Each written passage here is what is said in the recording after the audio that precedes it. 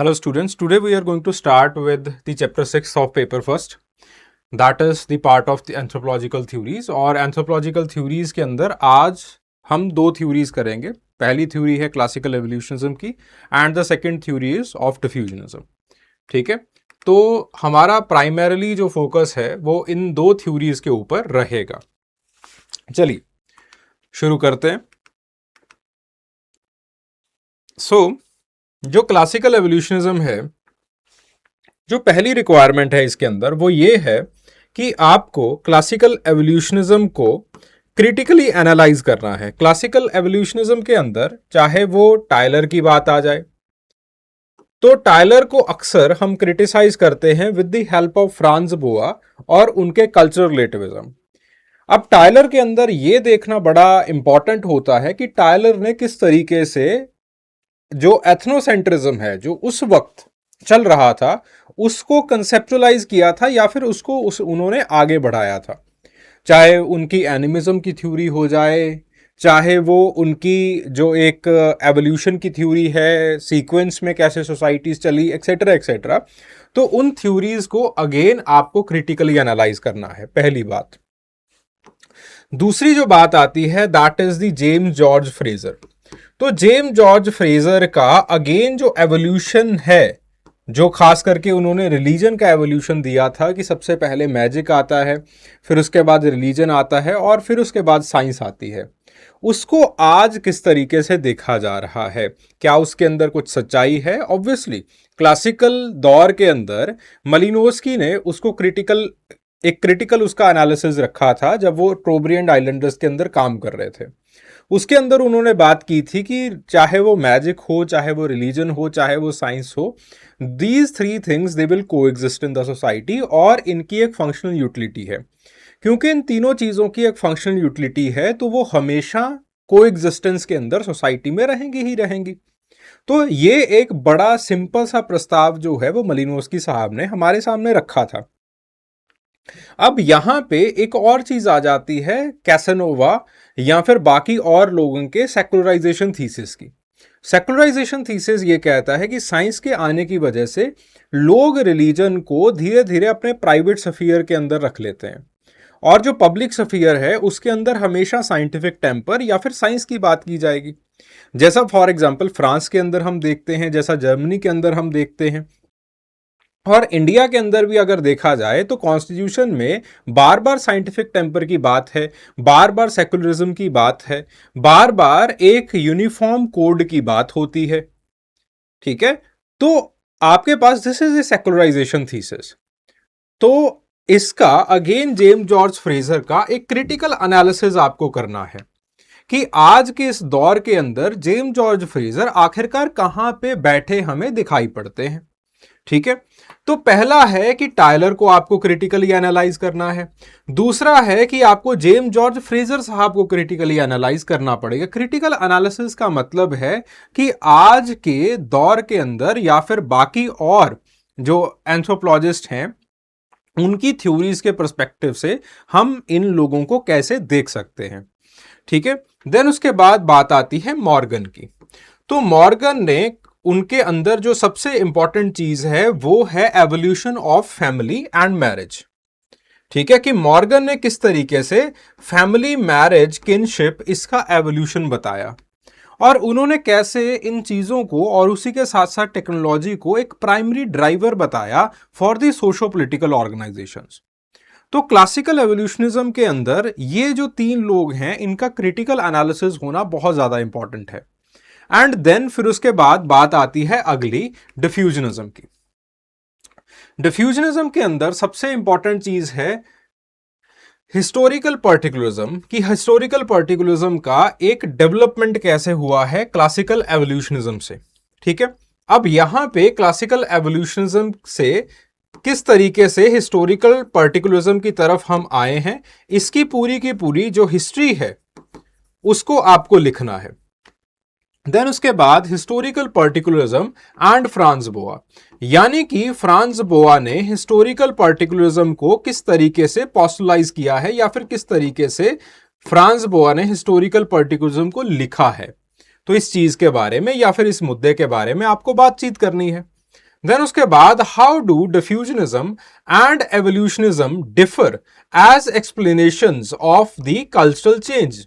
ठीक है, कि किस तरीके से दोनों अलग अलग हैं। देखो भैया, ऐसा है कि जो डिफ्यूजनिज्म है और जो एवोल्यूशनिज्म है, दोनों एक चीज को बड़े आराम से बताते हैं, that is the cultural change. दोनों का मोटिव एक ही है। देखो, अलग अलग एंथ्रोपोलॉजिकल थ्योरीज हैं, हर एक थ्योरी अपने अपने तरीके से कल्चर या फिर किसी एक कल्चरल फिनोमिना को बताती है। तो क्लासिकल एवोल्यूशनिज्म, डिफ्यूजनिज्म कल्चरल चेंज को बताती है। फंक्शनलिज्म, चाहे वो मलिनोस्की का फंक्शनलिज्म हो जाए, चाहे वो रेडक्लिफ ब्राउन का फंक्शनलिज्म हो जाए, ठीक है, चाहे वो डर्काइम का फंक्शनलिज्म हो जाए, किसी का भी फंक्शनलिज्म है, वो कल्चर की वर्किंग को बताएगा या फिर कल्चर कैसे सोसाइटी के अंदर काम करती है उस चीज को बताएगा। फिर उसके बाद चाहे आपके स्ट्रक्चरलिज्म की बात आ जाए, स्ट्रक्चरलिज्म बनतर को बताएगा कि कल्चर आखिरकार बनती कैसे है। फिर उसके बाद आप आगे आते हैं, पर्सनालिटी आती है, पर कल्चरल पर्सनालिटी स्कूल आता है। कल्चरल पर्सनालिटी स्कूल इस चीज के बारे में बताएगा कि जो कल्चर है वो आपके अंदर कैसे जाती है, आपके कोग्निशन में आप कल्चर को हासिल कैसे करते हो, इसकी लर्निंग कैसे होती है।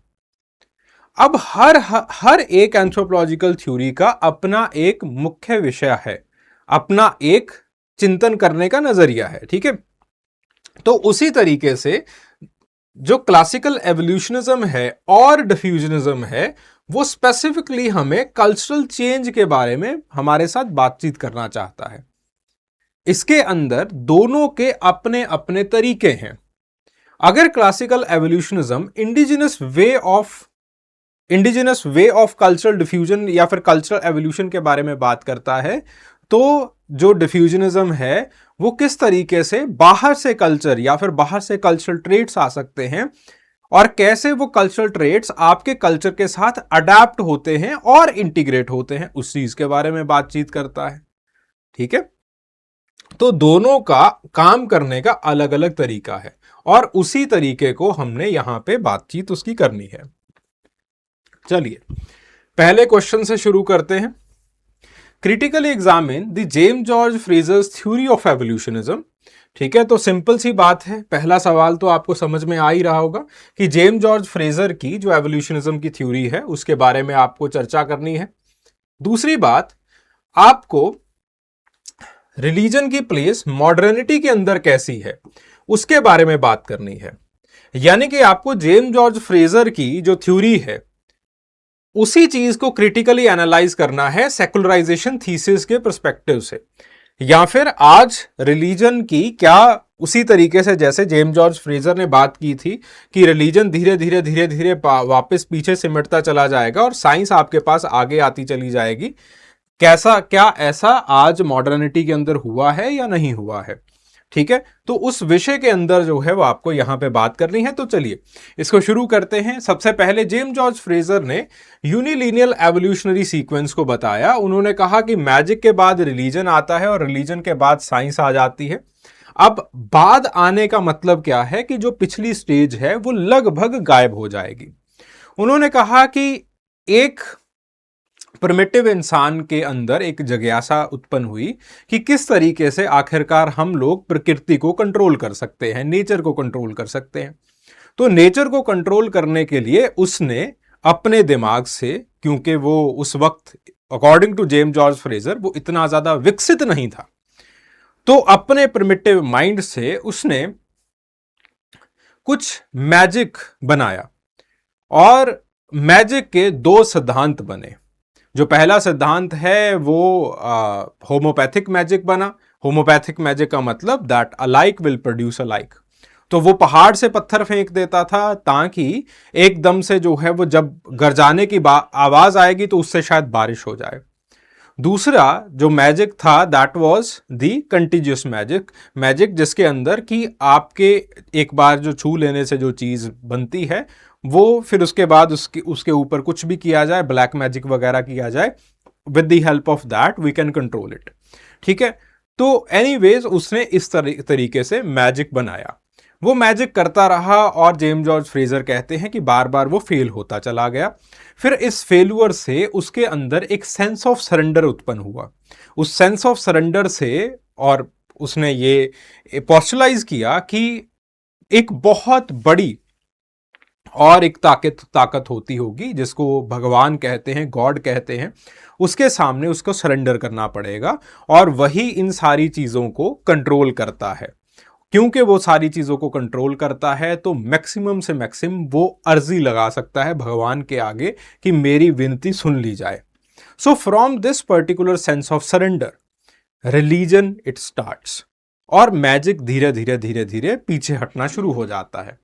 फिर उसके बाद धीरे धीरे उसका माइंड डेवलप होता है और फिर उसके बाद उसको साइंस के बारे में पता चलता है that there are certain principles जो कि वो फॉलो कर सकता है, and with the help of those principles, with the help of those rational principles, जो नेचर है उसको कंट्रोल किया जा सकता है।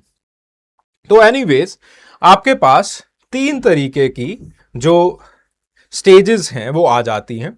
Magic according to James George Frazer it is the pseudo science. ये फेल करता है तो रिलीजन आता है, रिलीजन धीरे धीरे फेल करना स्टार्ट हो जाता है तो आपके पास साइंस ये आना शुरू हो जाता है, रिलीजन पीछे झटना शुरू हो जाता है। ठीक है, तो आपके pass on the other hand अब इनके बहुत सारे क्रिटिसिज्म थे। जो सबसे बड़ा क्रिटिसिज्म था वो ये था कि इन्होंने अच्छे तरीके से कोई फील्ड वर्क नहीं किया था। He was an arm chaired anthropologist. ये क्रिटिसिज्म अगेन इनके एक शिष्य मलिनोव्स्की ने दिया। तो मलिनोव्स्की ये इस चीज के बारे में बात करते हैं। फिर उसके बाद इनका जो सीक्वेंस था that was more of a unilinear sequence, और जो इनकी अप्रोच थी वो ज्यादातर जो है वो यूरोसेंट्रिक अप्रोच थी, क्योंकि यूरोप के अंदर उस वक्त धीरे धीरे रिलीजन पीछे हटता चला जा रहा था और जो साइंस है वो आगे आती चली जा रही थी। तो इस चीज को देखते हुए उन्होंने ये मान लिया कि ये पूरी दुनिया के अंदर होगा। और देन फिर उसके बाद मलिनोव्स्की ट्रोब्रियन आइलैंडर्स के अंदर काम करने के लिए जाते हैं और वहां पे काम करते हुए कहते हैं कि तीनों चीजें कोएग्जिस्ट करती हैं। रिलीजन भी कोएग्जिस्ट करता है, मैजिक भी कोएग्जिस्ट करता है और साइंस भी कोएग्जिस्ट करता है, और तीनों चीजें दे आर फंक्शनल। रिलीजन और मैजिक दोनों कई बार एक साथ किए जाते हैं क्योंकि दोनों एक साथ करने से ही आपकी एंजाइटी दूर होती है। ऑन दी अदर हैंड जो सबसे प्रिमिटिव से प्रिमिटिव लोग हैं उनको भी साइंस के बारे में पता है, उनको पता है कि क्या चीज काम करेगी, लेकिन एंजाइटी को दूर करवाने के लिए वो बहुत बार रिलीजन और मैजिक को यूटिलाइज करते हैं। और इसी चीज को इवन पिक्चर्ड भी कहते हैं। इवन पिक्चर्ड कहते हैं कि witchcraft it is purely purely rational. Witchcraft में उन्होंने एक लाइन लिखी कि लेट से एक पानी की टंकी अगर किसी के ऊपर गिर जाए तो लोगों को पता होगा कि पानी की टंकी के क्लैप्स करने का कारण क्या है, कि हो सकता है कि दीमक ने उसको खा लिया हो, कुछ भी रीजन हो सकता है। लोगों को उसकी साइंस के बारे में पता है, लेकिन वो पानी की टंकी उसी इंसान के ऊपर क्यों गिरी, उसी वक्त ही क्यों गिरी जब वो इंसान नीचे था पानी की टंकी के, और उसी की मौत क्यों हुई। अब इसके किसी के पास कोई आंसर्स नहीं होते, तो इसके आंसर सबसे इंपॉर्टेंटली कौन देता है? इसके आंसर्स देता है मैजिक, कि उसके ऊपर किसी ने टूना टोटका करवा दिया होगा। विचक्राफ्ट देता है। तो अब जिन चीजों के आंसर्स साइंस नहीं दे सकती तो उन चीजों के आंसर मैजिक देता है। ठीक है, सिमिलरली आपके पास लेवी स्ट्रॉस कहते हैं कि अगेन आपके पास there is science of concrete. जरूरी नहीं है इसको करना, रादर देन लेवी स्ट्रॉस हम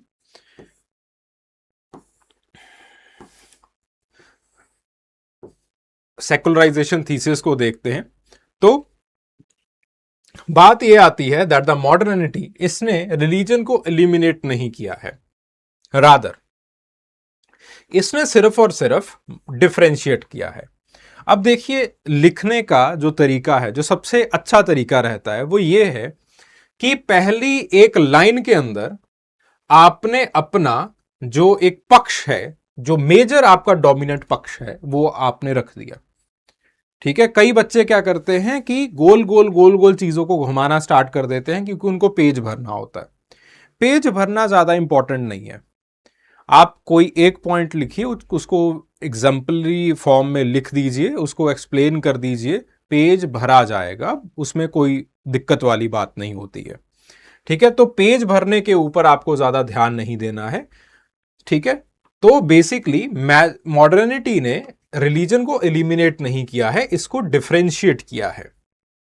तो वेबर ने बार बार रैशनलाइजेशन के बारे में बात की कि रैशनलाइजेशन हुआ है, लोगों को साइंस के बारे में पता चला है, yet religion it retains its own value sphere. अब रिलीजन का वैल्यू स्फीयर क्या है? जैसे इंडिया के अंदर कर्म, ये रिलीजन का वैल्यू स्फीयर है। ये मेरे साथ ही क्यों हुआ, मेरी टांग ही क्यों टूटी, मेरा एक्सीडेंट ही क्यों हुआ, मेरे अच्छे नंबर क्यों आ गए, ठीक है, इसके बुरे नंबर क्यों आ गए, या फिर इसके अच्छे नंबर क्यों आ गए। अब इसका कोई जवाब नहीं है। Now this is the value segment of religion. यहां पे जवाब रिलीजन देता है। तो रिलीजन हमेशा अपने कुछ डोमिनेंट वैल्यू सेगमेंट्स को रिटेन करके रखता है। डुर्काइम ने again he understood religion as expressing the social solidarity.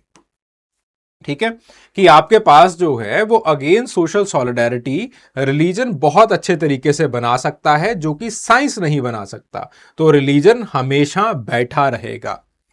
Then उसके बाद गीट्स ने अगेन डुर्काइम को ही यूज किया और बताया कि किस तरीके से आपके जो मीनिंगफुल सिस्टम्स हैं या फिर जो आपके मोटिवेशनल सिस्टम्स हैं, वो रिलीजन से बेटर कोई नहीं बना सकता, वो साइंस नहीं बना सकती।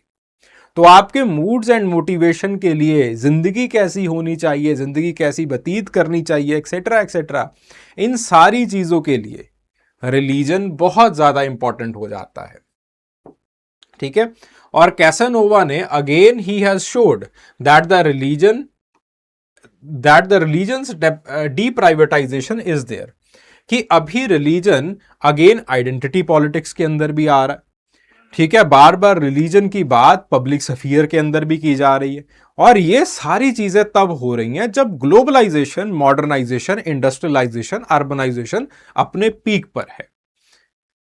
ठीक है, तो जो ये एक थ्री पार्टाइट स्ट्रक्चर या फिर आपके पास जो है वो ट्राईपार्टाइट स्ट्रक्चर जो दिया था इन्होंने, कि सबसे पहले मैजिक आया है, फिर उसके बाद रिलीजन आया है, और रिलीजन के बाद साइंस आया है, ये जो ट्राईपार्टाइट स्ट्रक्चर है, this is not going to stand. ठीक है, तो आपके पास जो है वो case study, so again Indian scientific medicine and temple healing, online puja, वो सारी चीजें जो है वो आपके पास हो रही हैं। पीटर बर्गर अगेन आपके पास उन्होंने डीसेकुलराइजेशन के बारे में बात की है। पीटर बर्गर ने बेसिकली ही has retracted his own secularization thesis, admitting that the modernity it produces the desecularization as much as secularization. ठीक है, तो दोनों चीजें साथ साथ होती हैं मॉडर्निटी के अंदर। तो उन्होंने अगेन आपके पास वही बात की कि बहुत जगह के ऊपर आपके पास जो सेकुलराइजेशन है वो होती है, जैसे फॉर एग्जांपल कॉन्स्टिट्यूशन के अंदर सेकुलराइजेशन होगी, आपके स्कूल्स के अंदर सेकुलराइजेशन की बात की जाएगी, टेक्स्ट बुक्स के अंदर सेकुलराइजेशन की बात की जाएगी। लेकिन उसी के साथ साथ जो पब्लिक रिलीजन्स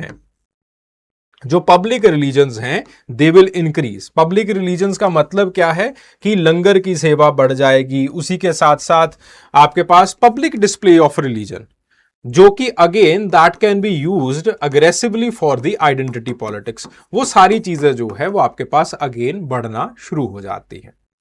ठीक है, अगले सवाल के ऊपर आते हैं। How did Morgan explain the evolution of marriage, family and the socio-political organization, and how did the other evolutionists disagree with his explanation? तो यहां पे आपको बहुत सिंपल तरीके से यह बताना है कि मॉर्गन ने अपना explanation marriage, family, socio political organisation का वो किस तरीके से रखा। मॉर्गन का एवोल्यूशनरी मॉडल क्या था, मोटा मोटी आपको यह बताना है, और फिर उसके बाद बाकी और एवोल्यूशनिस्ट। अब यहां पे अदर एवोल्यूशनिस्ट का मतलब क्या है कि जो आपके पास न्यू एवोल्यूशनिस्ट थिंकर्स हैं, उन्होंने वो किस तरीके से they have disagreed with it. अब मॉर्गन का जो लेडर था वो ये था कि आपके पास सबसे पहले सैवेजरी आती है, फिर उसके बाद बार्बरिज्म आता है, फिर उसके बाद सिविलाइजेशन आ जाती है। और आपके पास जैसे सैवेजरी थी तो मॉर्गन ने कहा कि सैवेजरी के अंदर जो प्रोमिनेंट तरह की एक फैमिली हुआ करती थी दैट वाज, और प्रोमिनेंट तरह की जो एक मैरिज हुआ करती थी दैट वाज प्रॉमिस्क्यूटी। मॉर्गन का मानना था, और मॉर्गन ने यह कहा कि लेट्स से आप ये फर्ज कीजिए या फिर इस चीज को इमेजिन कीजिए कि किसी के पास भी कोई रूल नहीं है कि किसके साथ आपको शादी करनी है, तो आप जो आपका सगा संबंधी है, जो आपके साथ वाला है, उसी के साथ आप शादी कर लेंगे। और इसके अंदर होगा क्या कि एक लड़की बहुत सारे लड़कों के साथ शादियां करेगी, और आपके पास बहुत बार यह होगा कि बहन और भाई के बीच में शादियां होती चली जाएंगी। और इस चीज को मॉर्गन कहते हैं प्रॉमिस्क्यूटी। मॉर्गन ने कुछ ट्राइबल्स के बारे में बात की, लेकिन हमें कोई इसका ट्राइबल स्टैंडिंग नहीं मिली कि जहां पे प्रॉमिस्क्यूटी होती हो। और लगभग हमें यह मिला है कि जो इंसिस्ट टैबू है वो तकरीबन हर एक जगह के ऊपर होता है। प्रॉमिस्क्यूटी के बाद इंसान ये डिसाइड करता है कि यह बहुत गंदी चीज है, इसके बहुत सारे डिसएडवांटेजेस हैं, और मॉर्गन इसके काफी सारे डिसएडवांटेजेस लिखते हैं। और फिर उसके बाद उन्होंने इंसिस्ट को टैबू कर दिया, यानी कि बहन और भाई के बीच में रिश्ता नहीं हो सकता। फिर धीरे धीरे आपने अपने कुल से बाहर निकलना स्टार्ट किया, और हुआ क्या कि एक औरत के अपने कुल से बाहर काफी सारी शादियां होनी स्टार्ट हो गई। अब जब बच्चा पैदा होता है तो बच्चा पैदा होते ही, क्योंकि औरत की बहुत सारे लवर्स हैं या फिर बहुत सारे प्रेमियों के साथ उनके संबंध बन रहे हैं, तो उसको अपनी मां के बारे में, अपनी बहन के बारे में या फिर अपने भाई के बारे में पता होगा, लेकिन अपने पिता के बारे में उसको नाम नहीं पता होगा। और इस तरीके से धीरे धीरे जो ग्रुप मैरिजेस हैं वो कंस्ट्रक्ट होना शुरू हो जाती हैं। फिर उसके बाद धीरे धीरे मॉर्गन कहते हैं कि आपके पास जो प्रॉपर्टी है वो प्राइवेट प्रॉपर्टी बननी स्टार्ट हो जाती है, और इससे धीरे धीरे एक जो मैरिज का रिश्ता है वो बनना स्टार्ट हो जाता है कि औरत और मर्द दोनों को एक ही जगह के ऊपर रहना है, एक प्राइवेट प्रॉपर्टी के ऊपर रहना है। अब इस प्राइवेट प्रॉपर्टी के कारण औरत और मर्द को एक हैबिलेशन स्ट्रक्चर के अंदर रहना पड़ रहा है, लेकिन डाइवोर्सेस आर वेरी इजी। और उसी के साथ साथ the marriages they are more kind of the open marriages, कि आप कहीं भी बाहर किसी के साथ भी संबंध बना सकते हैं, लेकिन खाना खाना है तो एक साथ आके खाना होगा। अगर खाना खाने का मन भी नहीं करता तो आप जो है वो डाइवोर्स ले सकते हैं। इस तरीके से मॉर्गन कहते हैं कि आपके पास कुछ सिंपल तरह की जो पनालुअन या संडासमियन फैमिलीज हैं वो बननी स्टार्ट होती हैं। फिर उसके बाद हैबिलेशन स्ट्रक्चर्स का सेंस और ज्यादा गहराता चला जाता है, और डाइवोर्सेस और ज्यादा डिफिकल्ट होते चले जाते हैं। मॉर्गन कहते हैं कि इस कहानी के अंदर ट्विस्ट तब आता है जब एग्रीकल्चर आ जाती है। एग्रीकल्चर के अंदर मर्द को औरत की जरूरत है, और जब मर्द को औरत की जरूरत है, अपने बच्चों की जरूरत है एज अ लेबर, तो मर्द धीरे धीरे धीरे धीरे औरत को अपने चार दीवारी के अंदर रखने के लिए डाइवोर्स को ऑलमोस्ट खत्म करना स्टार्ट कर देता है। इस तरीके से स्टार्टिंग में मॉर्गन कहते हैं कि एक मर्द जो कि ऑलरेडी बड़ा वेल्दी है, वो और ज्यादा लेबर को अकोमोडेट करने के लिए बहुत सारी शादियां करेगा। लेकिन उसके चलते होता क्या है कि आपके पास पॉलीगैमस मैरिजेस बनती हैं, लेकिन इवेंचुअली सोसाइटी इकट्ठी होती है और वो कहती है कि नहीं भैया, ऐसा नहीं है, ऐसे तो कई छड़े मर जाएंगे, ठीक है, कईयों को जो है वो औरत नसीब नहीं हो पाएगी। तो आप धीरे धीरे धीरे धीरे सोसाइटी जो है वो मोनोगैमस मैरिज की तरफ आ जाती है। इस तरीके से मॉर्गन जो हैं वो आपके पास स्टार्ट करते हैं प्रॉमिस्क्यूटी से, फिर कहते हैं कि ग्रुप मैरिजेस वो आनी शुरू हो जाती हैं, फिर कहते हैं कि आपके पास संडासमियन पोलानुअल फैमिली जो है वो आनी शुरू हो जाती है, ठीक है। फिर उसके बाद वो कहते हैं कि धीरे धीरे धीरे धीरे आप और ऊपर चले जाएंगे तो आपके पास पोलीगैमस यूनियंस आनी शुरू हो जाएंगी, एंड देन फिर उसके बाद वो कहते हैं कि मोनोगैमस मैरिज जो है वो बननी शुरू हो जाती है। तो इस तरीके से मॉर्गन ने एक प्रॉपर लैडरिंग सिस्टम की जो है वो बात की है कि आपके पास ऐसे जो मैरिजेस हैं वो आती हैं। ठीक है। तो अब जब प्रॉम्सिक्यूटी थी तो प्रॉम्सिक्यूटी के चलते कोई बहुत बड़ी स्टेट सोसाइटी तो बन नहीं सकती, तो वहां पे मॉर्गन कहते हैं कि जेन्स बनते हैं। जैसे जैसे ग्रुप मैरिजेस आनी स्टार्ट हो जाती हैं तो धीरे धीरे धीरे धीरे फेट्रीज बननी स्टार्ट हो जाती हैं। जैसे जैसे आपके पास जो है वो पेरिंग फैमिली या फिर संडास्मियन फैमिलीज या फिर पुनालुअन फैमिलीज आनी शुरू हो जाती हैं तो आपके पास ट्राइब बननी स्टार्ट हो जाती है। और फिर उसके बाद जैसे जैसे आपके पास पोलीगैमस एंड मोनोगैमस मैरिजेस आती हैं तो आपके पास प्रॉपर एक स्टेट की डेवलपमेंट होनी स्टार्ट हो जाती है। तो ये पूरी की पूरी कहानी जो है वो मॉर्गन सुनाते हैं, और मॉर्गन का मानना था that the family is the determining factor, और उसी के साथ साथ फैमिली के साथ साथ एक technology after the agriculture, it is the determining factor कि किस वजह से आपके पास ये सारी के सारा जो पॉलिटिकल एवोल्यूशन है या फिर पॉलिटिक एवोल्यूशन है वो हुआ है। ठीक है जी। सो इस तरीके से मॉर्गन जो मैरिज और पॉलिटिक एवोल्यूशन है वो बेसिकली मॉर्गन ने बताया है। ठीक है जी। फिर उसके बाद जो न्यू एवोल्यूशनिस्ट हैं, अब मॉर्गन जो है वो बहुत ही ज्यादा डिटर्मिनिस्टिक हैं। जो नियो एवोल्यूशनरीज हैं वो कहते हैं कि हम इसका एक अल्टरनेटिव मॉडल बनाना चाहते हैं। तो अलग अलग लोगों ने अपने अल्टरनेटिव मॉडल्स बनाए हैं, जैसे जूलियन स्टीवर्ट। जूलियन स्टीवर्ट कहते हैं कि आपके पास there is a multilineal evolution. Multilineal evolution का मतलब क्या है? जूलियन स्टीवर्ट कहते हैं कि मॉर्गन साहब ने इन सारी चीजों के अंदर फैमिली को बता दिया, मैरिज को बता दिया, मॉर्गन साहब को मार्क्स के अंदर भी, मार्क्सिज्म के अंदर भी कोट किया गया, एक्सेट्रा एक्सेट्रा, लेकिन उन्होंने सबसे इंपॉर्टेंट फैक्टर यानी कि इन्वायरमेंट के बारे में कुछ भी नहीं कहा। जूलियन स्टीवर्ट कहते हैं कि अलग अलग सोसाइटीज के अंदर अलग अलग एनवायरनमेंट है, और उसी एनवायरनमेंट के हिसाब से वो सोसाइटीज अपनी टेक्नोलॉजी बनाती हैं। So environment and technology, they are both in the cybernetic loop या फिर cybernetic feedback। ठीक है। तो अगर आपकी environment it is different, let's say आपका environment E1 है और किसी और का environment E2 है, तो आपके अंदर अलग अलग टेक्नोलॉजी बनेगी। लेट्स से T1 आपके अंदर बनेगी, T2 उसके दूसरे के अंदर बनेगी। इसी T1 के हिसाब से आपका सोशो पॉलिटिकल ऑर्गेनाइजेशन अलग होगा और इन भाई साहब का सोशो पॉलिटिकल ऑर्गेनाइजेशन बिल्कुल अलग होगा।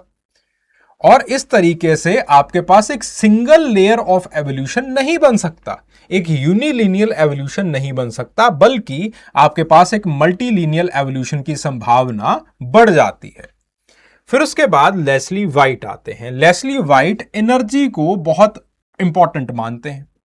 वो कहते हैं कि ऐसा है कि energy it is a very important factor, और सिर्फ एनर्जी का प्रोडक्शन ही इंपॉर्टेंट नहीं होता है। एनर्जी के प्रोडक्शन के साथ साथ एक और चीज बहुत ज्यादा इंपॉर्टेंट होती है, that is the efficient use of that particular energy. उस एनर्जी को कितने एफिशिएंटली आप यूज कर पाते हैं। ठीक है। तो आपके पास प्रोडक्शन और एफिशिएंसी, ये दो चीजें बड़ी इंपॉर्टेंट है। और कुछ भी हो जाए, लेस्ली वाइट कहते हैं that the production of energy it is very important in any culture. इसीलिए लेस्ली वाइट कहते हैं दैट द कल्चर, ये जो है वो आपके पास it is super organic.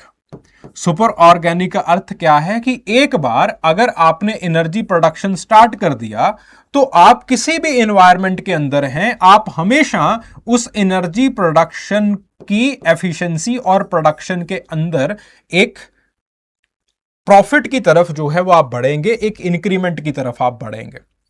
Then उसके बाद साहलिन एंड सर्विस।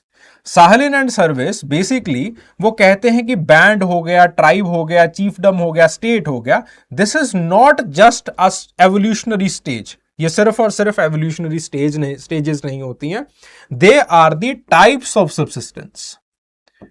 ठीक है।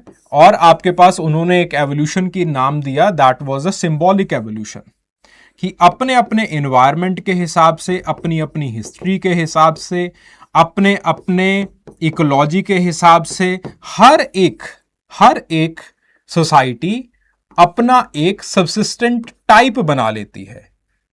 चाहे वो बैंड के अंदर रहना चाहती है, ट्राइब के अंदर, चीफडम के अंदर, ये सारी चीजें इन सारी चीजों के ऊपर निर्धारित रहती हैं, इन चीजों के ऊपर डिपेंडेंट रहती है। तो इन तीनों ने ही जो सिंगल लैडर एवोल्यूशन है उसको रिजेक्ट किया है, और तीनों ने ही मल्टीपल पाथवेज की बात की है। ठीक है। और तीनों ने ही जो एक इनका एथनोसेंट्रिज्म था उसको रिजेक्ट किया है। ठीक है। तो ये चीजें हैं, इसको एक बार जस्ट रीड कर लीजिएगा। चलिए, फिर उसके बाद बात आती है हिस्टोरिकल पार्टिकुलरिज्म एंड डिफ्यूजनिज्म की। चलिए, so the question here is discuss कि किस तरीके से हिस्टोरिकल पार्टिकुलरिज्म डेवलप हुआ है as a critical development to the classical evolutionism. ठीक है, कि आपके पास जो है वो हिस्टोरिकल पार्टिकुलरिज्म हमने स्टार्ट किया। Historical particularism it was developed by Franz Boas, ताकि एक अल्टरनेटिव मॉडल दिया जा सके क्लासिकल एवोल्यूशनिज्म का। अब क्लासिकल एवोल्यूशनिज्म का मॉडल क्या था कि सबसे पहले एक हंटिंग गैदरिंग सोसाइटी आई। वो हंटिंग गैदरिंग सोसाइटी धीरे धीरे विकसित हुई, खुद विकसित हुई, और फिर उसके बाद वो एग्रीकल्चर के अंदर जाती है। फिर उसके बाद एग्रीकल्चर के बाद धीरे धीरे धीरे धीरे एक सिविलाइजेशनल ग्रोथ उसके अंदर आना शुरू हो जाता है। फ्रांज बोआ कहते हैं कि मजा नहीं आया। फ्रांज बोआ कहते हैं कि इससे दो तीन चीजें बहुत बड़ी खराब हो जाती हैं। जो पहली चीज जो खराब होती है वो ये होती है कि सिविलाइजेशन को आपने as a pinnacle of development घोषित कर दिया है, और उस सिविलाइजेशन के अंदर जो जो आप चीजों को लिखते चले जा रहे हो, जैसे टायलर ने कहा कि सिविलाइजेशन के अंदर बेसिकली क्या क्या चीजें होती हैं। टायलर कहते हैं कि सिविलाइजेशन के अंदर मोनोगैमस मैरिज है, सिविलाइजेशन के अंदर एक मोनोथीज्म है, सिविलाइजेशन के अंदर आयरन ओर का एक्सट्रैक्शन या फिर स्टील का प्रोडक्शन है। तो ये सारी चीजें सिविलाइजेशन के अंदर हैं। अब इसका मतलब क्या है कि जो मोनोगैमी करेगा क्या वो बाकियों से सुपीरियर है? जो मोनोथीज्म के अंदर मानता है क्या वो बाकी धर्मों से सुपीरियर हो गया? क्या वो धर्म सबसे सुपीरियर हो गया? तो इसका मतलब यह है कि आपने पर्टिकुलरली एक सोसाइटल टाइप के बारे में बात कर दी है कि जो लोग इसको नहीं मानते वो लोग इंफीरियर हैं। तो पहली बात यह है कि इस वजह से उन्होंने कहा कि मैं एक अल्टरनेटिव मॉडल देना चाहता हूं, यह बताने के लिए कि इस सोसाइटी का डेवलपमेंट या फिर सोसाइटी का जो कल्चरल चेंज है वो किस तरीके से होता है। तो उसके लिए वो हिस्टोरिकल पार्टिकुलरिज्म देते हैं, और वो हिस्ट्रीज के रिकंस्ट्रक्शन के बारे में बात करते हैं कि किस तरीके से हम फील्ड वर्क कर सकते हैं, किस तरीके से उन लोगों का इंटरव्यू ले सकते हैं, उन लोगों के इंटरव्यू के दौरान हम उनकी ओरल हिस्ट्रीज को रिकॉर्ड कर सकते हैं। उसी के साथ साथ हम आर्कियोलॉजिकल रिकॉर्ड्स को भी ले सकते हैं और बता सकते हैं कि इस पर्टिकुलर सोसाइटी की हिस्ट्री किस तरीके से बनी है। और जब हम उस हिस्ट्री को सुना रहे होंगे, उन हिस्ट्री को लिखेंगे, तो हर एक सोसाइटी को अपने यूनिक नजरिए या फिर उस सोसाइटी का अपना एक यूनिक कंटेक्स्ट हम उसको दे पाएंगे। ठीक है, तो पहली चीज तो ये आती है। उन्होंने एक बहुत ही सिस्टमैटिक क्रिटिक दिया क्लासिकल एवोल्यूशनिज्म का, और धीरे धीरे उन्होंने ये जो यूनिवर्सल स्टेजेस वाली बात थी जो कि इवेंचुअली एथनोसेंट्रिज्म को लीड कर रही थी, इन सारी चीजों को काट करके उन्होंने कल्चर स्पेसिफिक हिस्टोरिकल इन्वेस्टिगेशन या फिर हिस्टोरिकल रिकंस्ट्रक्शन के बारे में बात की। ठीक है, so what classical evolutionist claimed कि यूनिलिनियर एवोल्यूशन होता है, साइकिक यूनिटी ऑफ मैनकाइंड होती है, देयर आर सर्वाइवल्स, और उन्होंने कहा कि जो ट्राइबल्स हैं they are the survivals of the past. यानी कि उनके अंदर कभी विकास ही नहीं हुआ। तो यह कहना खुद में ही बहुत बड़ा एथनोसेंट्रिक एंड इमोरल स्टेटमेंट था। And they were very less in the field work. ठीक है, फील्ड वर्क जो है वो बहुत अच्छे तरीके से वो नहीं करते थे। फ्रांस बोआ ने कहा कि हर एक सोसाइटी की अपनी यूनिक हिस्ट्री होती है, we want to reconstruct that particular history. और उन्होंने कहा कि एक सोसाइटी के मापदंड किसी दूसरी सोसाइटी के पर्सपेक्टिव से नहीं रखे जाने चाहिए, दूसरी बात। एंड देन उसके बाद इंडक्टिव रीजनिंग होनी चाहिए। इंडक्टिव रीजनिंग का मतलब क्या है कि फैक्ट्स को आप पहले रखेंगे एंड बाद में आप उसके ऊपर कुछ ना कुछ हाइपोथेसिस अगर बना सकते हैं तो बनाएंगे। ठीक है, इंडक्टिव रीजनिंग होनी चाहिए, डिडक्टिव रीजनिंग नहीं होनी चाहिए। ठीक है, कि आप जो है वो फैक्ट्स को पहले रिकॉर्ड करेंगे एंड बहुत ऑब्जेक्टिवली चीजों को रिकॉर्ड किया जाएगा। अब तक क्या हो रहा था, अब तक आप एक पर्टिकुलर चीज को, एक पर्टिकुलर ऑब्जर्वेशन करते थे and on the basis of that particular observation the people use to deduct that what can be the theory. And on the basis of that particular theory लोग जो है वो अपने फिर उसके बाद उस थ्योरी के अंदर जो फिट होने वाले फैक्ट थे सिर्फ उनको ही पेश किया करते थे। So he used this inductive method and then फिर उसके बाद he started to follow the aggressive or the intensive field works। उन्होंने कहा, अब बात आती है कि यूनिक हिस्ट्री को फील्ड वर्क भी समझ में आ रहा है, सब कुछ समझ में आ रहा है, एक यूनिक हिस्ट्री को किस तरीके से रिकंस्ट्रक्ट किया जा सकता है। पहली चीज उन्होंने कहा कि जहां पे आप फील्ड वर्क करना चाहते हैं उस बाउंड्री को डीलिमिट कर दीजिए कि ठीक है भैया मैं यहीं पे फील्ड वर्क करूंगा, दिस इज माय टेरिटरी। और एक बार जब आप इस पर्टिकुलर बाउंड्री को डीलिमिट कर देते हैं, इस रीजन के अंदर आप अपने आप को बता देते हैं कि okay I am going to do my work in this particular region, आप उस पर्टिकुलर रीजन की जो टेक्नोलॉजी है उसको डॉक्यूमेंट कीजिए, उस पर्टिकुलर रीजन की जो मेथोलॉजी है उसको डॉक्यूमेंट कीजिए। इस तरीके से आप अलग अलग रीजन्स की टेक्नोलॉजी, मेथोलॉजी वगैरह वगैरह वगैरह वगैरह वगैरह वगैरह उसको डॉक्यूमेंट करते चले जाइए। And then start to compare these things. और इसके कंपैरिजन के अंदर आपको यह पता चलता है that how the technology has moved, how the methodologies have moved and how the people have adopted the technology and how people have adopted the mythology etc etc। and then फिर उसके बाद आप चीजों की कंटिन्यूटीज एंड डिसकंटिन्यूटीज को बड़े अच्छे तरीके से डॉक्यूमेंट कर पाओगे। अब यहां पे प्रॉब्लम क्या है, यहां पे प्रॉब्लम यह है कि छोटी छोटी सोसाइटीज के अंदर इतना इतना बड़ा बड़ा फील्ड वर्क करने के लिए एक तो टाइम बहुत ज्यादा लग जाता है और दूसरी बात आप कोई भी थ्योरी नहीं बना पाएंगे। ऑल्दो फ्रांस बोआ इस हक में थे कि एंथ्रोपोलॉजी को साइंस रहना चाहिए, anthropology is the science of culture, और उन्होंने कहा that this is the scientific way to study the culture. लेकिन अगर साइंस के अंदर थ्योरी ही ना बन पाई तो साइंस का फायदा ही क्या हुआ। तो यही उनका एक सबसे बड़ा फॉल आउट रहता है। ठीक है, so the limitation of this particular method is that he is over particularist। over particularist का मतलब हाथ धो के हिस्ट्री के पीछे ही पड़ गए हैं, इसीलिए इनको हैरिस कहते हैं that you are the historical particularist. नाम हैरिस से आता है। ठीक है, तो डिस्क्रिप्शन बहुत ज्यादा है, थ्योरी बहुत कम है। तो बोआ की जो लिगेसी है, उन्होंने क्रोबर के कल्चरल एरियाज को जहां से दी सुपर ऑर्गेनिक कल्चर का जो पार्ट है वो बनता है उसको इन्फ्लुएंस किया।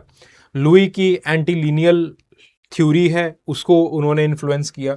सापीर का जो एक लैंग्वेज है उसका थीसिस उसको इन्फ्लुएंस किया। मीड का कल्चरल पर्सनालिटी स्कूल है उसको जो है again he influenced all these. ठीक है, सो इस तरीके से आपके पास जो हिस्टोरिकल पर्टिकुलरिज्म है इट वॉज डेवलप्ड और it was a very important critical development to the classical evolutionism. ठीक है, क्यों? क्योंकि ये सारी चीजों का एक अल्टरनेटिव मॉडल हमें देना था, तो उसी चीज को आपको यहां पे समझाना है। ठीक है, कि क्लासिकल एवोल्यूशनिज्म ने क्या क्लेम किया, ब्रोआ ने क्या क्रिटिक पेश किया उस चीज का, एंड देन जो हिस्टोरिकल पर्टिकुलरिज्म है वो आखिरकार क्या प्रपोज करता है, उसका लिमिटेशन क्या है। ठीक है, तो ये चीजें हैं। चलिए फिर अगली बात, फ्रांज बोआ ने हिस्टोरिकल पर्टिकुलरिज्म को किस तरीके से बताया। तो फ्रांज बोआ अगेन वैसा ही इंट्रोडक्शन कर दिया हमने, जो कोर प्रिंसिपल्स हैं वो यही है कि पहला कोर प्रिंसिपल चार मेजर कोर प्रिंसिपल्स हैं इसके। पहला, हर एक कल्चर की अपनी एक हिस्ट्री है।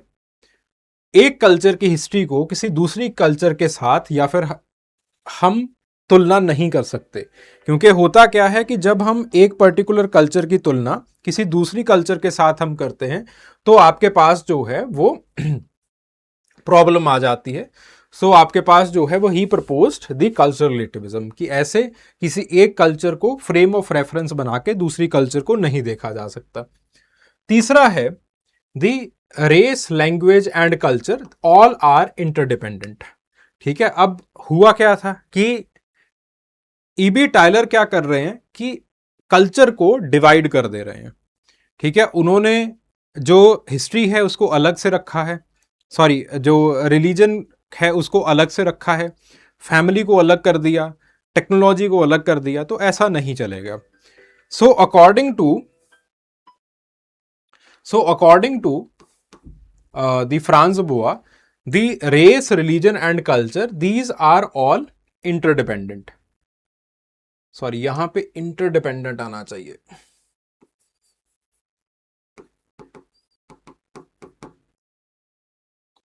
ठीक है, देन उसके बाद उन्होंने इंडक्टिव मेथड को यूटिलाइज किया, जैसे मैंने ऊपर बताया। फिर उसके बाद जो मेथडोलॉजी थी, that was the 4 step framework, कि सबसे पहले जैसे हमने पहले बताया पहले क्वेश्चन के अंदर कि ज्योग्राफिकल डिलिमिटेशन किया जाएगा, फिर उसके बाद डिटेल डॉक्यूमेंटेशन किया जाएगा with the help of field work. Then उसके बाद डिफ्यूजन को दिखाया जाएगा कि कैसे एक जगह से दूसरी जगह, तीसरी जगह चीज़ें डिफ्यूज कर रही हैं और कहाँ पे लोगों का इंडिपेंडेंट इन्वेंशन होते चले जा रहे हैं। एंड देन फिर उसके बाद लोग इन डिसकंटिन्यूटीज को मैप करेंगे। ठीक है, देन उसके बाद डिफ्यूजनिज्म और एवोल्यूशनिज्म दोनों, अगला सवाल आता है कि डिफ्यूजनिज्म और एवोल्यूशनिज्म दोनों as a explanation of cultural change कैसे डिफर करते हैं। ठीक है, तो आपके पास जो एवोल्यूशनिज्म है वो मेजरली इंडिपेंडेंट इंटरनल इन्वेंशन के बारे में बात करता है। On the other hand diffusionism borrowing को दिखाता है, किस तरीके से बोरोइंग होगी और बोरोइंग के साथ साथ लोग कैसे उन चीजों के साथ अडेप्ट करेंगे, जैसे हमने फ्रांज बुआ को दिखाया। ठीक है, ऑन दी अदर हैंड एवोल्यूशनिज्म, जैसे मॉर्गन ने फैमिली को दिखाया कि कैसे आपके पास पहले एक जो बहुत सिंपल एक कंसेंगुइन फैमिली थी वो हुआ करती थी, एंड देन फिर उसके बाद कैसे पुनालुअन सिंडास्मियन फैमिलीज बनी हैं उसके बारे में आपके पास इन्होंने बताया। सो एवोल्यूशनिज्म साइकिक यूनिटी ऑफ मैनकाइंड और पैरेलल एवोल्यूशन के बारे में बात करता है। ये हिस्टोरिकल ट्रांसमिशंस के बारे में बात करता है डिफ्यूजनिज्म, और ये जानने की कोशिश करता है कि कैसे हिस्ट्री के अंदर एक जगह से दूसरी जगह, तीसरी जगह चीजें गई होंगी। देन उसके बाद एक unit of analysis, classical evolutionism universal stages के बारे में बात करता है। On the other hand diffusionism आपके पास कल्चरल सर्कल्स के बारे में बात करता है। Universal stages, what are the universal stages in here? सबसे पहली है यूनिवर्सल स्टेज ऑफ सेवेजरी, दूसरा आता है द स्टेज ऑफ बार्बरिज्म और तीसरा आता है the stage of civilisation. And यहां पे डिफ्यूजनिज्म जो है वो कल्चरल कॉम्प्लेक्सेस के बारे में बात करता है। वो कहता है कि किस तरीके से आपके पास एक पर्टिकुलर टेरिटरी है, एक पर्टिकुलर कल्चरल सर्कल है, और उस कल्चरल सर्कल के अंदर किस तरीके से आपके पास there are different cultural traits that are going to make the cultural complex, और वो जो कल्चरल कॉम्प्लेक्सेस हैं वो कैसे एक जगह से दूसरी जगह, तीसरी जगह ट्रेवल करते हैं, और कैसे इन कल्चरल कॉम्प्लेक्सेस को लोग अडेप्ट करते हैं, और इनके ट्रेवल को दिखाने के लिए they are going to map the distributions. कि कैसे एक पर्टिकुलर लेट से फैमिली का कल्चरल कम्प्लेक्स है, वो कैसे एक जगह से दूसरी जगह, फिर उसके बाद तीसरी जगह, फिर उसके बाद चौथी जगह, कैसे वो इस तरीके से ट्रेवल किया है। ठीक है, एंड देन सो इस तरीके से आपके पास जो एवोल्यूशनिज्म है वो जनरल कंपैरेटिव लॉज को बनाएगा। ठीक है, the view of time in evolutionism general comparative laws को बनाएगा। The view of time it is universal in the evolutionism, but यहां पे ये मानते हैं कि हर एक जगह की अपनी हिस्ट्री है। ठीक है, तो कल्चरल चेंज को समझाने के लिए ये तीन चीजें बड़ी इंपॉर्टेंट हो जाती हैं, इनोवेशन, डिफ्यूजन एंड अडेप्टेशन। और इसी चीज को बताया है और इसी चीज को समझाते हैं विलियम ऑगबर्न। और इसी चीज को समझाते हुए वो एक बहुत अच्छा कंसेप्ट देते हैं और कंसेप्ट का नाम है लैग और कल्चरल लैग। वो कहते हैं कि बेसिकली कल्चरल चेंज के अंदर ये फिनोमिना कल्चरल लैग बड़ा इंपॉर्टेंट है। वो कहते हैं कि कभी भी कहीं से डिफ्यूजन होता है या फिर कहीं से भी इनोवेशन होता है तो बेसिकली होगा क्या कि कुछ लोग उस चीज को बहुत पहले अडेप्ट कर जाएंगे, वो लोग आगे बढ़ जाएंगे और वो लोग आगे बढ़ के बहुत बार ऐसा करते हैं कि उस कल्चर का या फिर उस टेक्नोलॉजी का गलत उपयोग करना स्टार्ट कर देते हैं, एंड देन फिर उसके बाद it creates the cultural lag. ठीक है, और बहुत बार सोसाइटी के अंदर इनइक्वालिटी भी यहीं से पैदा हो जाती है। तो इनोवेशन की थ्योरी आगे चली आती है, तो इनोवेशन की थ्योरी भी अर्ली अडेप्टर्स, लीडर्स वगैरह उसकी बात करती है, वो भी इसी चीज के ऊपर है। ठीक है, so this is how both of them they have deferred from each other. Okay, तो वही चीजें हमने यहां पे लिखी हुई है। चलिए, थैंक यू वेरी मच। ठीक है, तो कल की क्लास में we are going to discuss the functionalism, और फंक्शनलिज्म को पूरा करेंगे हम, और फिर उसके बाद स्ट्रक्चरलिज्म डिस्कस करेंगे, और उसी के फंक्शनलिज्म के साथ साथ we are going to discuss this particular topic, Sivapithecus, Ramapithecus and Narmada man. ठीक है, चलिए, thank you very much. Thank you बच्चे।